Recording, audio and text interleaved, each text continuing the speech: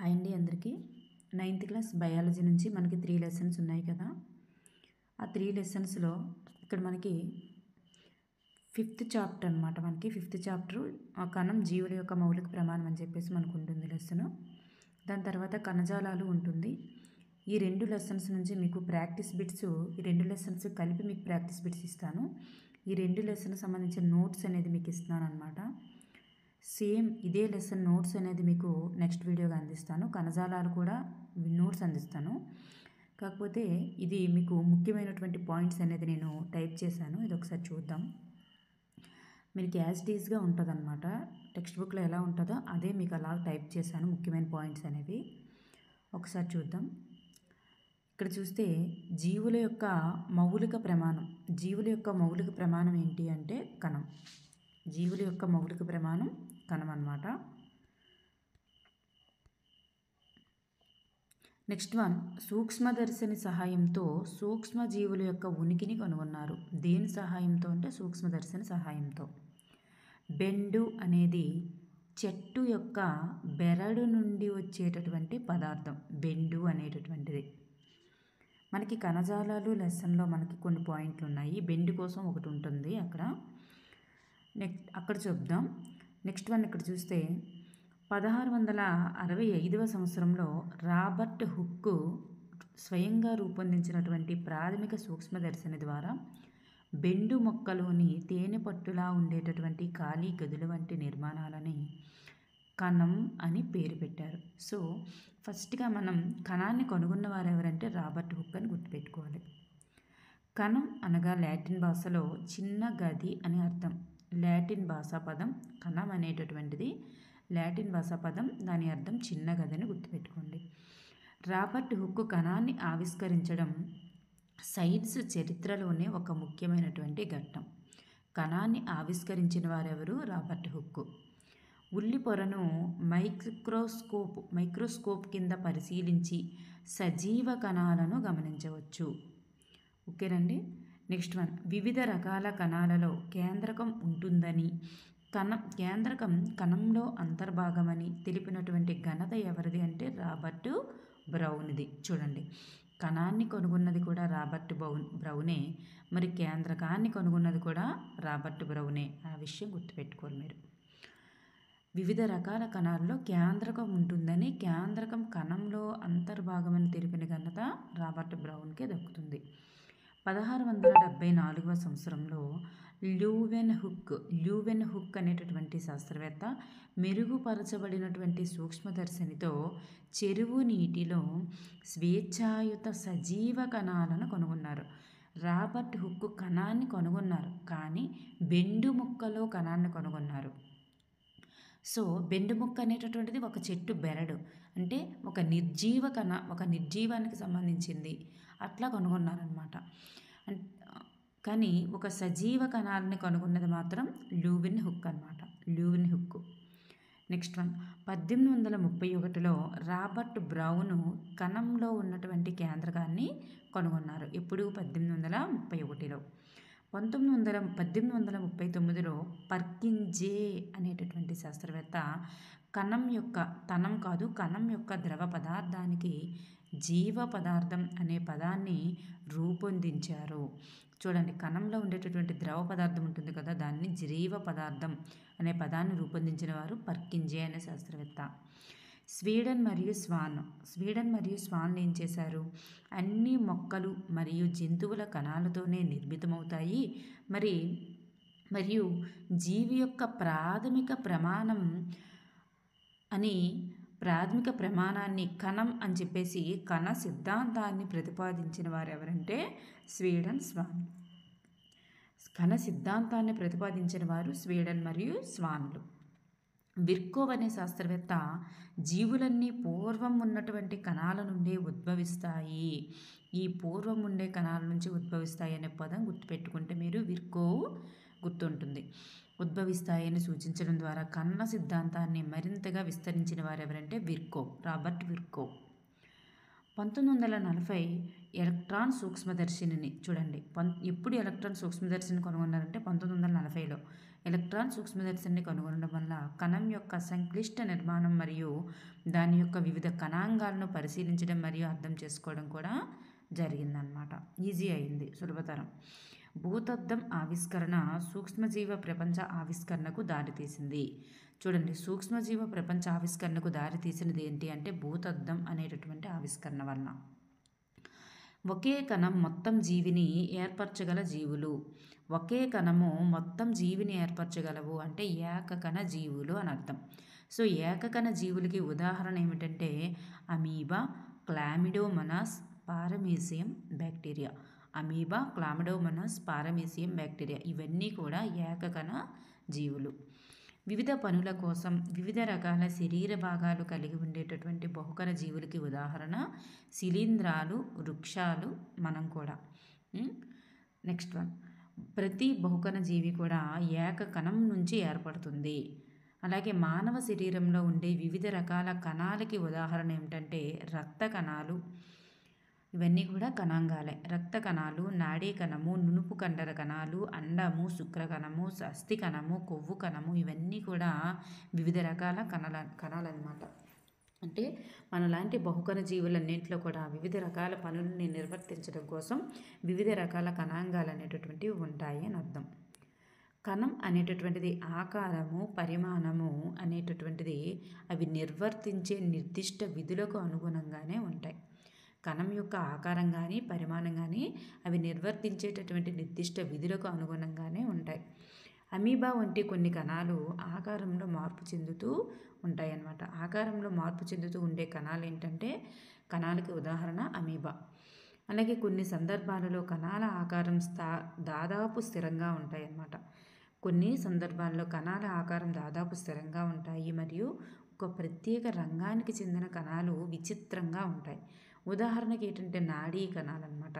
ఇవి విలక్షణమైనటువంటి ఆకారాన్ని కలిగి ఉంటాయి అని అర్థం. మానవుల వంటి బహుకణ జీవులలో ప్రతి కణంలో కూడా శ్రమ విభజన కనిపిస్తూ ఉంటుంది. అంటే ఒక ప్రత్యేకమైనటువంటి పని కోసం ఒక ప్రత్యేకమైనటువంటి కణాలు ఉంటాయి. అంటే ఒక విధి అంటే శ్రమ. చూడండి, శ్రమ అంటే ఒక పని కోసం అని అర్థం. ఒక నిర్దిష్టమైన పని కోసం ఒక నిర్దిష్టమైన కణాంగాలు కలిగి ఉండడమే అక్కడ శ్రమని పంచుకుంటున్నాయి అన్నమాట వివిధ కణాలు. అక్కడ శ్రమ విభజన కనిపిస్తూ ఉంటుంది. ప్రతి కణంలో కూడా కణాంగాలు అని పిలువబడేటటువంటి నిర్దిష్ట భాగాలను కణంలో కలిగి ఉంటుందన్నమాట. సో కణంలో ఉండేటువంటి ప్రతి కణాంగము కూడా ఏం చేస్తుందంటే కణంలో కొత్త పదార్థాన్ని తయారు చేస్తుంది కణాంగము అనేది. అలాగే కణం నుంచి వ్యర్థాలను తొలగించడం కూడా ఇటువంటి ప్రత్యేకమైనటువంటి విధులు నిర్వహించేది ఏంటంటే కణాంగము. అలాగే ఈ కణాంగాలన్నీ కలిసి కణం అని పిలువబడేటటువంటి ప్రాథమిక నిర్మాణాన్ని ఏర్పరుస్తాయి. అంటే ఒక చిన్న కణం తీసుకుంటే అందులో కణాంగం అనేటటువంటిది ఉంటుందన్నమాట. ఒక కణాన్ని సూక్ష్మదర్శిని ద్వారా అధ్యయనం చేసేటప్పుడు ప్రతి కణంలో కూడా 3 లక్షణాలని మనం గమనించవచ్చంట. ప్రతి కణంలో కూడా మనకి 3 లక్షణాలు కనిపిస్తూ ఉంటాయి. ఏంటేంటి? ప్లాజ్మా పొర కనిపిస్తుంది, కేంద్రకం కనిపిస్తుంది, కణద్రవ్యం కనిపిస్తుంది. ప్లాజ్మా పొర, కేంద్రకము, కణద్రవ్యం ఈ 3 కూడా కనిపిస్తూ ఉంటాయి. కేంద్రకం చుట్టూ ఉండేటటువంటి పొరను ఏమంటారంటే కణత్వచం అంటారనమాట. ఇలా మధ్యలో ఒక కేంద్రకం ఉంటే కేంద్రకం చుట్టూ కణత్వచం అనేటటువంటిది ఉంటుంది. ఇది ఎన్ని పొరల్లో ఉంటుంది అంటే కేంద్రకం ఇలా ఉంటే కేంద్రకాన్ని ఆనుకునే ఉంటుంది. కేంద్రక త్వచం అనేటటువంటిది 2 పొరల్లో ఉంటుందన్నమాట. కేంద్రకం చుట్టూ 2 పొరల త్వచం ఉంటుంది. కణత్వచం ఈ కణానికి ఈ కణం చుట్టూ ఉండేటటువంటి పొరను కణత్వచం అంటారు. కేంద్రక త్వచం అనేది 2 పొరల్లో ఉంటుంది. కణత్వచం కాదు. కణత్వచం వేరు, కేంద్రక త్వచం వేరు. కణం అంటే మొత్తం కణం అనమాట. ఈ కణం చుట్టూ ఉండేది కణత్వచం, కేంద్రకం చుట్టూ ఉండేది కేంద్రక త్వచం. ఓకే, ఇది కణత్వచం అనమాట. మధ్యలో కేంద్రకం ఉంటుంది. ఈ కేంద్రకం చుట్టూ కేంద్రక త్వచం ఉంటుంది. అది కాదు మనం చెప్పుకునేది కణత్వచం. ఓకే, కణత్వచం కణానికి ఆకారాన్ని చేకూరుస్తుంది. కణం యొక్క ఆకారాన్ని కణత్వచమే చేకూరుస్తుంది. అలాగే కణత్వచం అనేటటువంటిది పారగమ్య లక్షణాలను కలిగి ఉంటుంది. ఈ కణం ఉంటుంది కదా, ఈ కణం చుట్టూ కూడా కణత్వచం ఉంటుంది కదా, ఈ కణత్వచం అనేది పారగమ్య లక్షణాలని కలిగి ఉంటుంది. అంటే కణత్వచం అన్న ప్లాస్మా పొర అన్న ఒకటే అన్నమాట. ఈ ప్లాస్మా పొర అనేది మరి వర్ణాత్మక పారగమ్య త్వచం. ఈ ప్లాస్మా పొరను ఏమంటారంటే వర్ణాత్మక పారగమ్య త్వచం లేదా విచక్షణ స్తరం అని అంటామన్నమాట. వీటినే ఈ చుట్టూ ఉండేటటువంటి పొరనే. కార్బన్ డైఆక్సైడ్ మరియు ఆక్సిజన్ వంటి వాయువులను కణత్వచం ద్వారా లోపలికి మరియు బయటకు వ్యాపనం అనే ప్రక్రియ ద్వారా రవాణా అవుతాయన్నమాట. ఈ ఉంది కదా కణం చుట్టూ, ఈ కణం చుట్టూ ఉండేటటువంటి కణత్వచం లేదా ప్లాస్మా పొర, వీటి ద్వారానే మనకి ఆక్సిజన్ కానీ కార్బన్ డైఆక్సైడ్ కానీ వ్యాపనం అనే ప్రక్రియ ద్వారా రవాణా జరుగుతూ ఉంటాయి. అలాగే కణాంగాలు వేరు వేరు విధులను నిర్వహిస్తాయి. సజీవ కణాలను కనుగొన్నటువంటి శాస్త్రవేత్త ఎవరంటే ల్యూవిన్ హుక్ అన్నమాట. వ్యాపనం ప్రక్రియ అంటే ఏంటంటే ఒక పదార్థం ఎక్కువగా ఉన్నటువంటి ప్రాంతం నుంచి, ఎక్కువ గాఢత ఉన్నటువంటి ప్రాంతం నుంచి తక్కువ గాఢత ఉన్న ప్రాంతానికి సాధారణంగా కదిలడాన్నే మనం వ్యాపనము అంటారు. ఈ వ్యాపనం అనేది ఘన, ద్రవ, వాయు 3 రకాల పదార్థాల్లో కూడా జరుగుతుంది. ద్రవాభిసరణ అనేది ఓన్లీ ద్రవ పదార్థంలో మాత్రమే జరుగుతుందన్నమాట. నీరు కూడా వ్యాపన నియమాన్ని పాటిస్తుంది. అటువంటి వర్ణాత్మక పారగమ్య త్వచం ద్వారా జరిగే నీటి అణువుల కదలికని చూడండి, ఒక వాటర్కి సంబంధించినవి ద్రవ పదార్థాల కదలికని మాత్రమే ద్రవాభిసరణం అంటారు. ద్రవాభిసరణం అనేటటువంటిది పారగమ్య త్వచం ద్వారా వ్యాపనం జరిగేటటువంటి ఒక ప్రత్యేకమైనటువంటి అంశం. ఇది వ్యాపనం అంటే ఈ ఒక్క వర్డ్లో మనకు స్పెల్లింగ్స్ ఎక్కువ మిస్టేక్ వచ్చాయి. ద్రవాభిసరణం అనేది పారగమ్య త్వచం అన్నమాట. త్వచం ద్వారా జరిగే వ్యాపనం చెందేటటువంటి ఒక ప్రత్యేక అంశం. అందువల్ల వర్ణాత్మక పారగమ్య త్వచం ద్వారా ద్రావిత గాఢత అధికంగా ఉన్న వైపుకు నీటి నికర వ్యాపనాన్ని ఏమంటారంటే ద్రవాభిసరణం అంటారు. వ్యాపనం అన్నమాట ఇది. నెక్స్ట్ వన్ విచక్షణ త్వచం లేదా కణత్వచం. విచక్షణ త్వచం లేదా కణత్వచం. ఇక్కడ గుడ్డు పైపెంకు దేన్ని కలిగి ఉంటుందంటే కాల్షియం కార్బోనేట్ని కలిగి ఉంటుంది. ద్రవాభిసరణం ద్వారా నీరు అనేటటువంటిది గుడ్డులోనికి వెళుతుంది కాబట్టి గుడ్డు అనేటటువంటిది ఉబ్బుతుంది. ఎండు ద్రాక్ష లేదా నేరేడు పండ్లను అలాగే పత్తికాయ ఇవన్నీ కూడా నీటిలో వేసినప్పుడు ద్రవాభిసరణ ప్రక్రియ అనేటటువంటిది జరగడం వల్ల ఇవి ఉబ్బడం కానీ లేదా అధిక గాఢత కలిగినటువంటి మరి HCl వంటి వాటిలో వేసినప్పుడు మరి నీటిని కోల్పోవడం కానీ జరుగుతుందన్నమాట. ద్రవాభిసరణ ప్రక్రియ నీటిని గ్రహించడం కానీ కోల్పోవడం కానీ. అలాగే మొక్కల వేర్ల ద్వారా నీటిని పీల్చుకోవడం కూడా ద్రవాభిసరణకి ఒక రకమైన ఉదాహరణ. కణం యొక్క జీవితంలో వాయువులు మరియు నీటి మార్పిడికి వ్యాపనం అనేటటువంటిది ముఖ్యమైనది. ప్లాస్మా పొర లేదా కణత్వచం లిపిడ్లు మరియు ప్రోటీన్లు అనబడేటటువంటి సేంద్రియ అణువులతో రూపొందించబడుతుంది. ఈ ప్లాస్మా పొర లేదా కణత్వచం గురించి మాట్లాడుతున్నాం కదా, ఈ కేంద్రకం మధ్యలో ఉంటుంది, కేంద్రకం చుట్టూ ఉండేది కేంద్రక త్వచం. మనం అనేది దానికోసం కాదు, ఈ కణం చుట్టూ ఉండేటటువంటి కణత్వచం అనేటటువంటిది మరి ప్లాస్మా పొర అంటాం దీన్ని. ప్లాస్మా పొర అనేటటువంటిది ప్రోటీన్లతోని మరియు లిపిడ్లతోని తయారవుతుందన్నమాట. ప్లాస్మా పొర యొక్క నిర్మాణాన్ని ఎలక్ట్రాన్ సూక్ష్మదర్శిని ద్వారా మాత్రమే మనం గమనించగలం. అలాగే కణత్వచానికి ఉండేటటువంటి సాగే గుణం వల్ల మాత్రమే అది కణానికి వెలుపల గల ఆహారం ఇతర పదార్థాలను చుట్టుముట్టి కణంలోనికి గ్రహించడానికి తోడ్పడుతుందన్నమాట. ఈ ప్రక్రియను ఏమంటారంటే ఎండోసైటోసిస్ అని అంటారు. అమీబా ఈ విధంగానే ఆహారాన్ని గ్రహిస్తుంది. చూడండి, ఎండోసైటోసిస్ ప్రక్రియ ద్వారా ఆహారాన్ని గ్రహించే జీవి ఏదంటే అమీబా. చాలా చాలా ఇంపార్టెంట్ అన్నమాట ఇది. వ్యాపనం అనేటటువంటి ప్రక్రియ ఘన, ద్రవ, వాయు మాధ్యమాల్లో జరుగుతుంది. ద్రవాభిసరణం అనే ప్రక్రియ ద్రవ మాధ్యమంలో మాత్రమే జరుగుతుంది. కణకవచం ప్లాస్మా పొర వెలుపల ఉంటుందన్నమాట. ఈ ప్లాస్మా పొర వెలుపల ఉండేది కణకవచం. సజీవ మొక్క యొక్క కణం ద్రవాభిసరణ ద్వారా నీటిని కోల్పోయినప్పుడు కణకవచానికి దూరంగా కణంలోని పదార్థాలు కుంచుకుపోవడం లేదా సంకోచం చెందడం జరుగుతాయన్నమాట. ఈ దృగ్విషయాన్ని కణద్రవ్య సంకోచం అని అంటారు.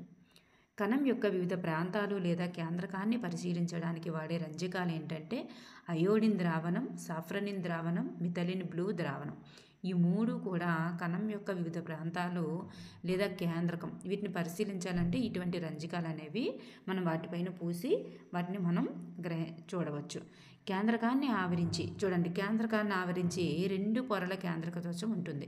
ఇది చుట్టూ ఉండేది కణత్వచం, మరి కేంద్రకం మధ్యలో ఉంటుంది. కేంద్రకం చుట్టూ ఉండేది కేంద్రక త్వచం. 2 పొరల కేంద్రక త్వచం ఉంటుంది. కేంద్రక త్వచం అనేటటువంటిది రంధ్రాలను కలిగి ఉంటుంది. ఈ రంధ్రాలను కలిగి ఉండి ఇదేం చేస్తుందంటే, మరి చుట్టూ ఉండేది ప్లాస్మా పొర కదండి. ఈ కేంద్రక త్వచం అనేటటువంటిది కేంద్రకం లోపల నుండి బయటకు కణద్రవ్యాన్ని పదార్థంను బదిలీ చేస్తుందన్నమాట. కణద్రవ్యంకు పదార్థాన్ని బదిలీ చేస్తుంది. కేంద్రకం అనేటటువంటిది క్రోమోజోములు కలిగి ఉంటుంది. ఈ క్రోమోజోములు కడ్డీల వంటి నిర్మాణాలుగా కనిపిస్తాయి. క్రోమోజోముల్లో డిఎన్ఏ అంటే డిఆక్సీ రైబో న్యూక్లిక్ యాసిడ్ అనేటటువంటిది రూపంలో జన్యు సమాచారం అనేటటువంటిది ఉంటుంది. క్రోమోజోములు డిఎన్ఏ మరియు ప్రోటీన్లతో నిర్మితమైనటువంటి పదార్థాలు. డిఎన్ఏ మరియు ప్రోటీన్లతో కలిగి ఉండేవి క్రోమోజోములు. మరి డిఎన్ఏలో ఉండేటటువంటివి ఏంటంటే జన్యువులు అనేటటువంటివి ఉంటాయి. ఈ డిఎన్ఏ అనేటటువంటిది క్రోమాటిన్ పదార్థంలో భాగంగా ఉంటుందన్నమాట. క్రోమాటిన్ పదార్థంలో భాగంగా డిఎన్ఏ ఉంటుంది. ఈ క్రోమాటిన్ కణ విభజన చెందేటప్పుడు క్రోమోజోములుగా ఏర్పడుతుందన్నమాట. ఈ క్రోమాటినే క్రోమోజోములుగా ఏర్పడుతుంది. ఒక కణం విభజన చెంది 2 కొత్త కణాలు ఏర్పరిచేటటువంటి కణ ప్రత్యుత్పత్తి ప్రక్రియలో కేంద్రకం ప్రధాన పాత్ర పోషిస్తుంది. కణ కవచము మొక్కలలో మాత్రమే ఉంటుందన్నమాట. మొక్కలలో మాత్రమే ఉంటుంది. బ్యాక్టీరియా వంటి కొన్ని జీవులలో కేంద్రక త్వచం అనేటటువంటిది ఉండదు. అంటే కేంద్రకం చుట్టూ 2 పొరల త్వచం ఉంటుందని చెప్పుకున్నాం కదా. ఈ త్వచం అనేటటువంటిది ఉండదన్నమాట. మరి దీని వలన కేంద్రక ప్రాంతం సరిగా ఏర్పడదన్నమాట. ఈ కేంద్రక ప్రాంతం అనేటటువంటిది సరిగా ఏర్పడదు. సో కేంద్రక ఆమ్లాలను కలిగి ఉండి సరిగ్గా ఏర్పడినటువంటి కేంద్రక ప్రాంతాన్ని ఏమంటారంటే న్యూక్లియాయిడ్ అంటారు. ఈ న్యూక్లియాయిడ్ అనగానే మీకు ఏం గుర్తుకు రావాలంటే బ్యాక్టీరియా గుర్తుకు రావాలి. న్యూక్లియాయిడ్ వంటి కేంద్రకాన్ని కలిగి ఉండేటటువంటివి బ్యాక్టీరియా అన్నమాట. సో కేంద్రక త్వచం లేని అంటే కేంద్రక త్వచం అనేటటువంటిది లేదు బ్యాక్టీరియా అనుకున్నాం కదా. ఈ కేంద్రక త్వచం లేని కణాలను ఏమంటారంటే కేంద్రక పూర్వ కణాలు అంటారు. ఉదాహరణ బ్యాక్టీరియా. సో పూర్వ అంటే ప్రో అంటే మాదిమ లేదా ప్రాథమిక అని అర్థం. కారియోట్ లేదా కారియోన్ అంటే కేంద్రకం అని అర్థం అన్నమాట. సో కణద్రవ్యం ప్లాస్మా పొర లోపల ఉండేటటువంటి ద్రవ పదార్థాన్ని కణద్రవ్యం అంటారు. సో ప్లాస్మా పొర ఎక్కడ ఉంటుంది? కణం చుట్టూ ఉంటుంది కదా. సో దానిలో ఉండేదాన్ని మనం కణద్రవ్యం అంటారు. ఈ కణద్రవ్యం కేంద్రకానికి పంపించేది, కేంద్రకంలో ఉండేటటువంటి దాన్ని కణద్రవ్యాన్ని పంపించేది కేంద్రక త్వచం అన్నమాట. సో ఇది అనేక ప్రత్యేకమైనటువంటి కణాంగాలను కూడా కలిగి ఉంటుంది కేంద్రక ద్రవ్యం అనేది. ఈ కణాంగాల్లో ప్రతిదీ కణం యొక్క ఒక నిర్దిష్ట విధిని నిర్వహిస్తుంది. త్వచం యొక్క ప్రాముఖ్యతను ఈ కేంద్రక త్వచం యొక్క ప్రాముఖ్యతని మనం వైరస్లో ఉదాహరణ ద్వారా వివరించవచ్చు. వైరస్లు ఏ విధమైనటువంటి పొరలు కూడా కలిగి ఉండవు. అందువలన అది జీవి శరీరంలోనికి ప్రవేశించి జీవి శరీరంలోనికి ప్రవేశించి దాని కణ యంత్రాంగం ద్వారా అభివృద్ధి చెందే వరకు జీవి లక్షణాలని వ్యక్తం చేయదన్నమాట. కేంద్రక పూర్వజీవుల యొక్క పరిమాణం సాధారణంగా చిన్నది. ఎంత ఉంటుంది అంటే 1 నుంచి 10 మైక్రోమీటర్ వరకు ఉంటుంది. అంటే 1 మైక్రోమీటర్ అంటే ఎంత? 10⁻⁻6 మీటర్లు. కేంద్రక త్వచం లేని ప్రాంతాన్ని ఏమంటారంటే న్యూక్లియాయిడ్ అంటారు. ఒక క్రోమోజోమ్ మాత్రమే కలిగి ఉంటాయి అన్నమాట. ఇది కేంద్రక పూర్వజీవులకి ఉదాహరణ బ్యాక్టీరియా అని చెప్పుకున్నాం కదా. ఇవన్నీ వాటి చెందుతాయి.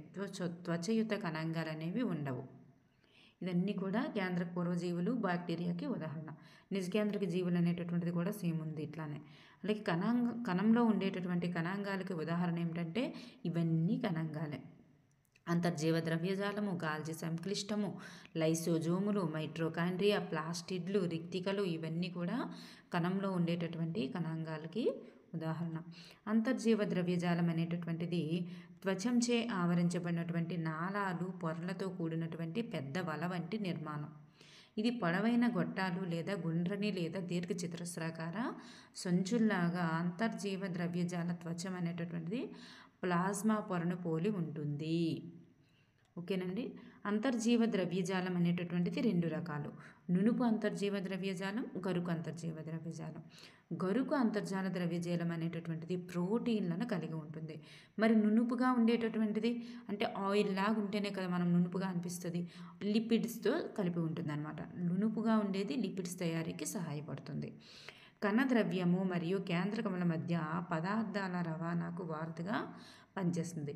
ఈ కణద్రవ్యము మరియు కేంద్రకముల మధ్య పదార్థాల రవాణాకు పనిచేస్తుంది అన్నమాట అంతర్జీవ ద్రవ్యజాలం. కణంలో జరిగేటటువంటి కొన్ని రసాయన చర్యలకు వేదిక ఏంటంటే అంతర్జీవ ద్రవ్యజాలం. నునుపు అంతర్జీవ ద్రవ్యజాలం అనేది సకశేరుక కాలేయ కణాల్లో ఉండేటటువంటి కణాంగము మరి విషములను మరియు మందులను విషరహితంగా చేసేటటువంటిదే నునుపు అంతర్జీవ ద్రవ్యజాలం. నెక్స్ట్ వన్ చూస్తే గాల్జీ సంక్లిష్టం. దీన్ని వివరించిన వారు ఎవరంటే కెమిల్లో గాల్జీ. మరి ఇప్పుడు మన నోట్స్లో ఉన్నటువంటిది నీట్గా చూద్దాం. ఈ గాల్జీ సంక్లిష్టం అనేటటువంటిది నాడీ వ్యవస్థకు సంబంధించినది. సో ఈయన కెమిల్లో గాల్జీ అనేటటువంటి వ్యక్తి వివరించారు.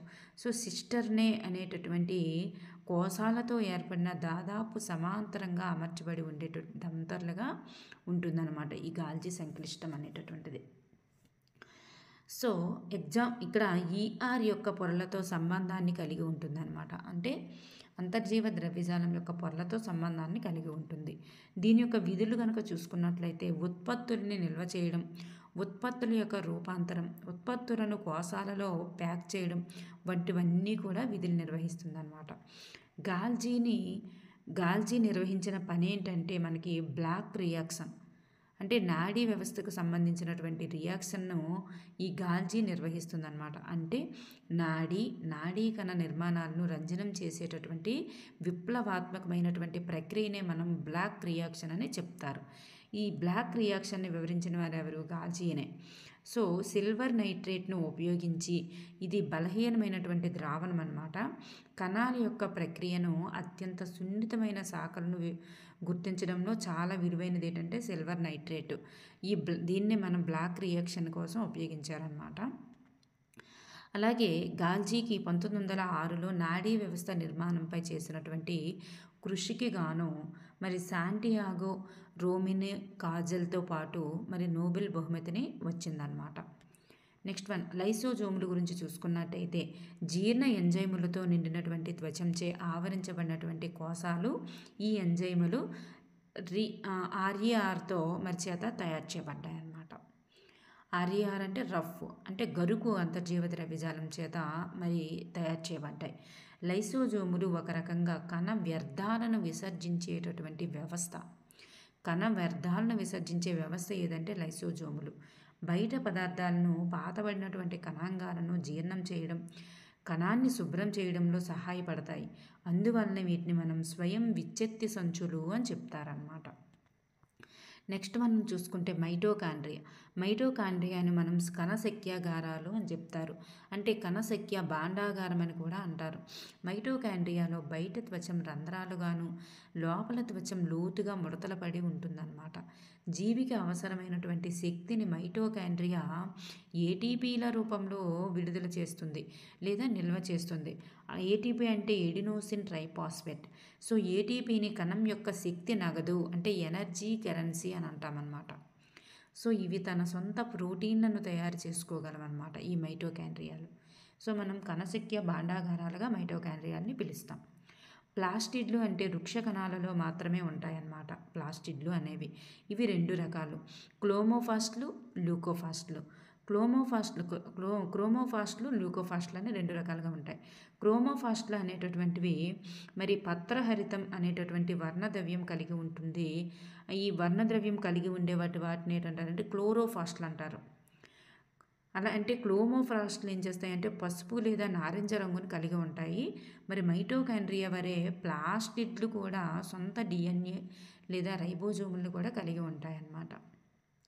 ఈ క్లోరోఫాస్ట్ యొక్క అంతర్గత నిర్మాణ వ్యవస్థ ఏది అంటే స్ట్రామా అన్నమాట. ఇది మైటోకాండ్రియాను పోలి ఉంటుంది ఈ స్ట్రామా అనేటటువంటిది.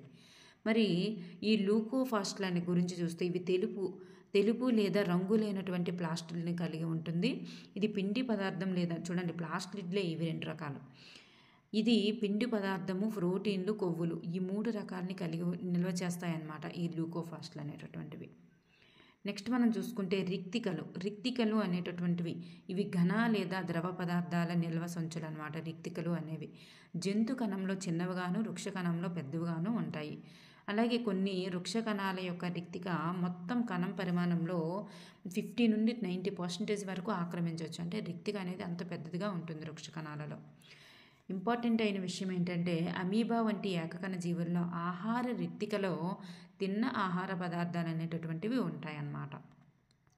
నెక్స్ట్ మనం కణ విభజన గురించి చూస్తే కొత్త కణాలు ఏర్పడేటటువంటి ప్రక్రియనే మనం కణ విభజన అంటారు. కణ విభజన 2 రకాలు, సమ విభజన, క్షయకరణ విభజన. తల్లి కణం నుంచి ఒకేలాంటి పిల్ల కణాలు ఏర్పడేటటువంటి ప్రక్రియ. తల్లి నుంచి ఒకేలాంటివి ఏర్పడితే అది సమ విభజన. అంటే పిల్ల కణాలు తల్లి వలె ఒకేలాంటి క్రోమోజోములను కలిగి ఉంటాయి.